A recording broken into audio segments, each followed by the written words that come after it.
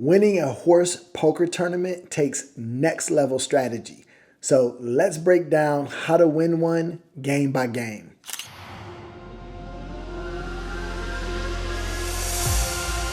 Thanks for joining the channel. I'm 2 and I love playing poker, especially mixed games. So that's what you're gonna see a lot of on this channel. I've won tens of thousands of dollars playing mixed games, typically in Las Vegas. And I used to be the director of poker operations for a major Las Vegas casino. Now, if you are a mixed game player, then you are likely going to want to play in a horse tournament in the near future. And there are some simple tips that will help you be more successful in that endeavor. And that's what we're going to talk about here today. Hopefully you do know what a horse tournament is, but if you don't, it consists of 5 different games that are played in rotation, starting with Limit Holdem. Then you go to Limit Omaha 8 or better. Then you go to Razz, which is a limit game, Stud High, which is a limit game, and Stud 8 or better, which is also a limit game. So those are the 5 games that make up horse, and that is what the letters stand for. H is for Holdem, O for Omaha, R is for Razz, S is for Stud High, and the E is for 8 or better and Stud 8 or better. So these are the 5 games that you need to be good at in order to win a horse poker tournament. So let's go over some simple tips that apply to the entire tournament strategy, and then we'll go over some tips for each particular game. So the first one that I would recommend is to play tight if it's not your best game. And you need to be honest with yourself about what your best game is, right? So if it's not your best game, play tight, be more selective in the hands that you play. And if it is your best game, then you should probably be more aggressive. But what goes along with that is recognizing whether or not it's your opponent's best game. Pay attention to when you're not in the hand and your opponents are playing. Maybe they're making mistakes that you wouldn't make, and you can recognize that it's not their best game. One time I was playing a triple draw tournament, but the same applies to horse tournaments, and literally a player sat down at the table and asked what the rules were while he was playing. Obviously, I was very happy for this player to be at the game, and every other player that was at the table was trying to get his money. But just because they're in the tournament doesn't mean they know how to play all of the games. And if they don't, you need to be taking advantage of that. The second thing I'm going to say is that you need to make sure you are cherishing your chips. In a cash game, I would say if you have a marginal advantage of maybe 3 to 5% equity, that you should be pushing it. But in a tournament, chips are precious and you need to hold on to them. So although you may be ahead, because this is a limit format, you really can't bet people out of hands. So you need to be probably a little bit more passive and cherish your chips until you are certain you have a lock on the hand. And the last thing I'm going to recommend that is an overall tournament strategy is to play for the scoop in the split pot games. So you have 2 split pot games in horse, Omaha 8 or better and Stud 8 or better. Don't play for just half the pot. Play for the entire pot. If you adopt that strategy, then you're going to win more hands and be more profitable in those hands. And even if you don't win both the hands, at least you started out with the opportunity to scoop the pot. So those are some general tips for how to play horse. Now let's dive into some specific game tips.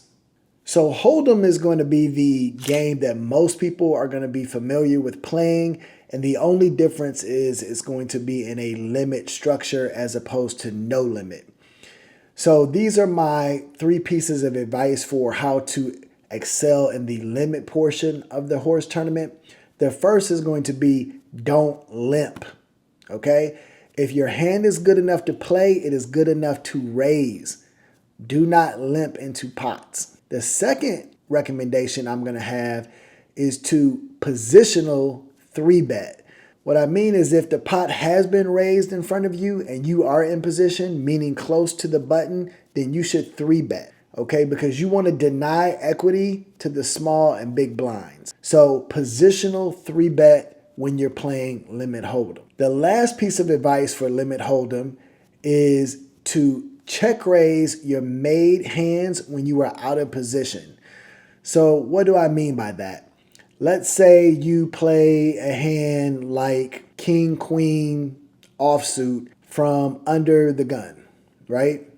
Well, if you have king, queen offsuit and the flop comes 9, 10, jack, right? You just flopped a straight. Well, don't lead out and bet in that situation. Check that flop because the person behind you is likely going to continuation bet. You should check raise because you've made your hand and you want to get them to fold. Hopefully they're on the flop. Okay, let's talk about strategies for when you're playing Omaha 8 or better. The first strategy is going to be never leave home without an ace, okay?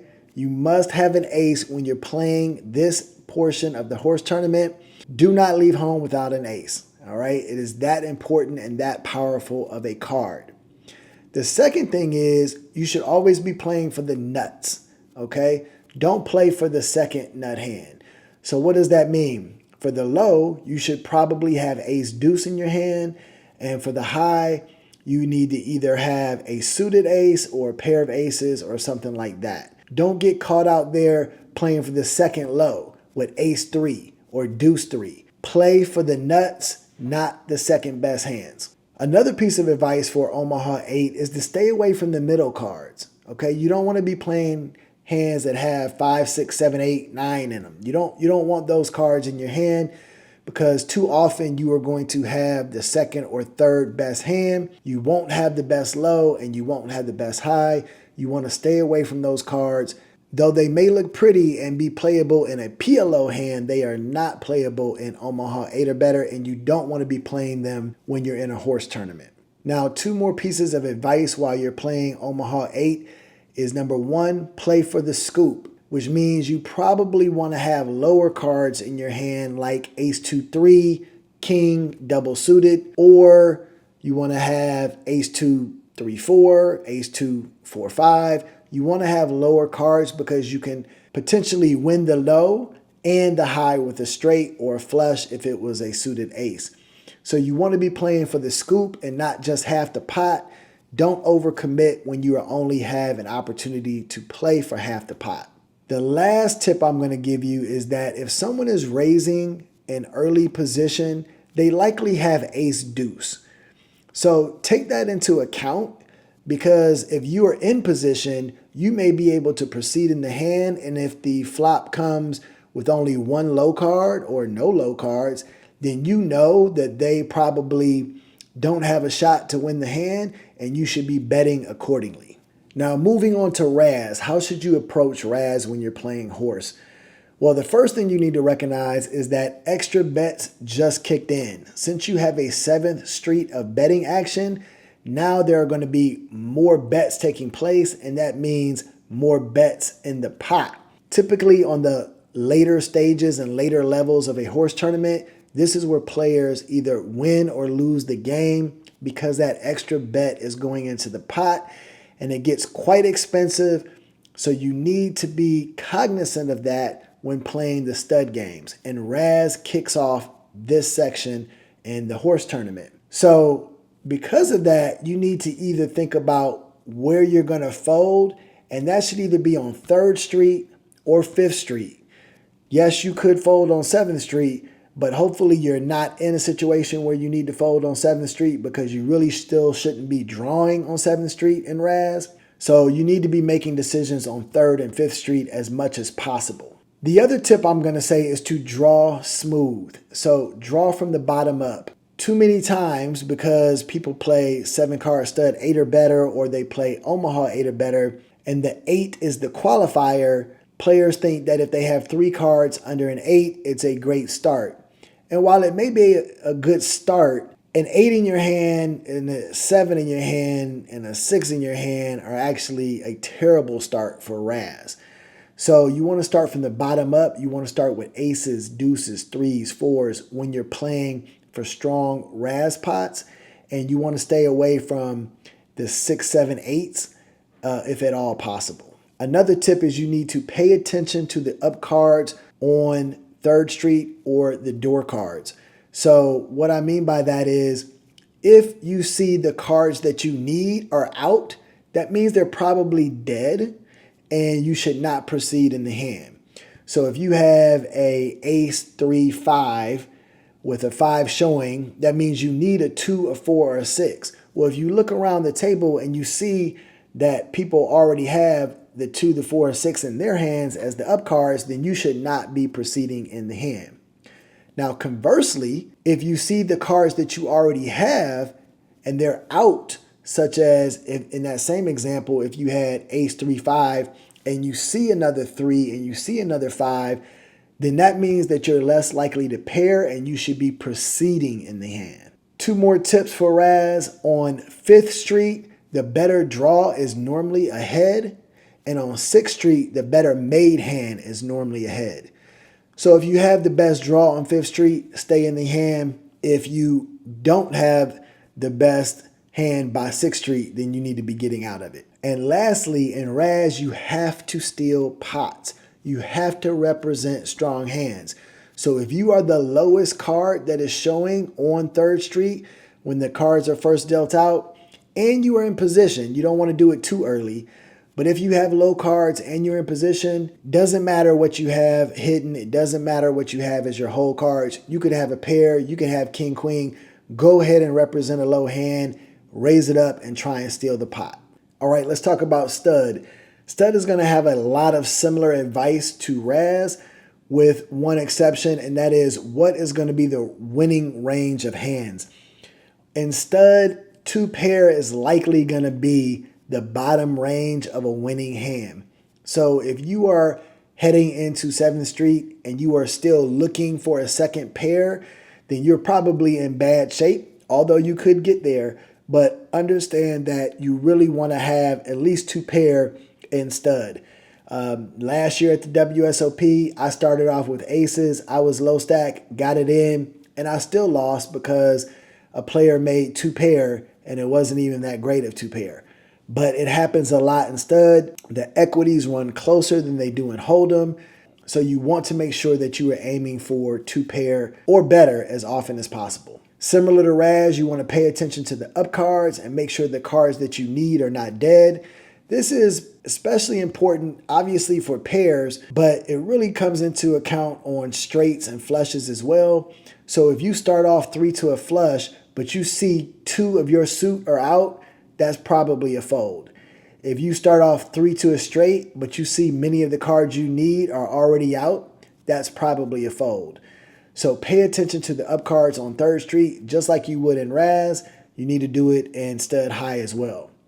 And then again, on 3rd, 5th, and 7th Street is really where you want to be making your decision to fold, because the price of poker goes up on 5th Street.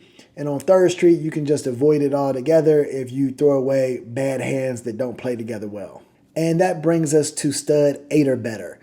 So the first thing I'm going to say is just because it's similar to stud does not mean it plays the same, and you need to take that into account if you want to win a horse tournament. So my first piece of advice is pay attention to when the game changes. I've played many horse tournaments and I've got caught slipping on the stud 8 games because I thought we were still playing stud, because the low card is still going to bring it in, and you may not realize until the pot starts being pushed to someone else that you've been playing the wrong game. So pay attention to when the game changes. My second tip is that the bring in may be dangerous. So in stud, the bring in normally is not as dangerous as it could be in stud 8. And that's because a deuce in stud is probably not going to be that strong unless you have deuces rolled up or something like that. And rolled up means 3 deuces. But in stud 8, a deuce, which is going to be the bring in, could be an extremely powerful card if there's an ace and a 3 underneath hidden and that person's drawn to the wheel, because that's a hand that's likely going to scoop when you have ace 2, 3, 4, 5 for the low and ace 2, 3, 4, 5 for the straight. So be cautious when you have a bring in playing, because they could actually have a strong hand. So that's it. These strategies should help you reach the final table of your next horse poker tournament, and I wish you the best of luck. If you have any questions, feel free to leave me a comment down below. And if you want to learn more in-depth strategies on how to play Razz, Stud, 7-card Stud 8 or better, or Omaha 8, feel free to check out the other videos on my channel, and may the poker gods be with you.